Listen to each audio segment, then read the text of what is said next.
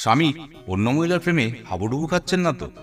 কিভাবে তে কাজ করতে পারবেন, সেই বিষয়ে আজ এই ভিডিওর মাধ্যমে উপস্থাপন করব। দীর্ঘ সময় প্রেমের পর বিয়ে, তারপর এক ছাদের নিচে দাম্পত্যের জীবনের বয়সও কম নয়। এতগুলি বছর একসঙ্গে পথ চলার পরেও পাশের মানুষটিকে অনেক সময় চিনে ওঠা সম্ভব হয় না। কাছের মানুষটি আপনার ভালোবাসার গণ্ডি পেরিয়ে অন্যত্র পাড়ি দিয়েছেন কিনা সেটা বোঝাও সহজ বা সম্ভব নয়।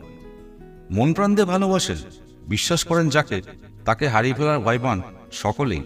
নিরাপত্তাহীনতায় ভোগেন, সঙ্গী বিশ্বাসের মর্যাদা রাখবেন এই প্রত্যাশা থাকে সকলেরই, কিন্তু সবসময় সেই প্রত্যাশা পূরণ হয় না। প্রেমিক অথবা প্রেমিকা কিংবা স্বামী বোন বা স্ত্রী, সঙ্গী আপনাকে ঠকাচ্ছেন কিনা কোন লক্ষণগুলো দেখে বুঝবেন? কাজ নিয়ে ব্যস্ততা দেখানো। কাজ আর ব্যস্ততা থাকবেই, সেটা ভালোবাসার মানুষটিকে সময় না দেওয়ার অজুহাত হতে পারে না। দুটোই গুরুত্বপূর্ণ। সঙ্গী কি হঠাৎ করে একটু বেশি ব্যস্ত হয়ে পড়েছেন? একসঙ্গে সময় কাটানোর কথা তুললেই কাজের দোহাই দিয়ে এড়িয়ে যাচ্ছেন? সেক্ষেত্রে বিষয়টি নিয়ে একবার ভেবে দেখা যায়। তবে বিষয়টিকে সন্দেহের পর্যায়ে নিয়ে যাবেন না। মনে যদি কোনো দোলাচাল তৈরি হয়, তাহলে সরাসরি কথা বলে নিন। শারীরিক সম্পর্ক নিয়ে অনীহা।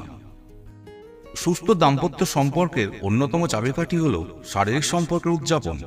মনের পাশাপাশি শরীর ও সম্পর্ককে বাঁচিয়ে রাখতে গুরুত্বপূর্ণ ভূমিকা পালন করে। দুজনের সম্মতিতেই গড়ে ওঠে শারীরিক সম্পর্কের ভিত। খেয়াল করে দেখুন তো, সঙ্গীর মধ্যে শারীরিক সম্পর্ক নিয়ে কোনো অনীহা তৈরি হয়েছে কিনা।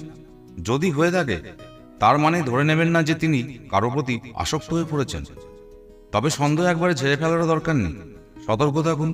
সবচেয়ে ভালো হয় যদি বিষয়টি নিয়ে একান্তে কথা বলে নিতে পারেন।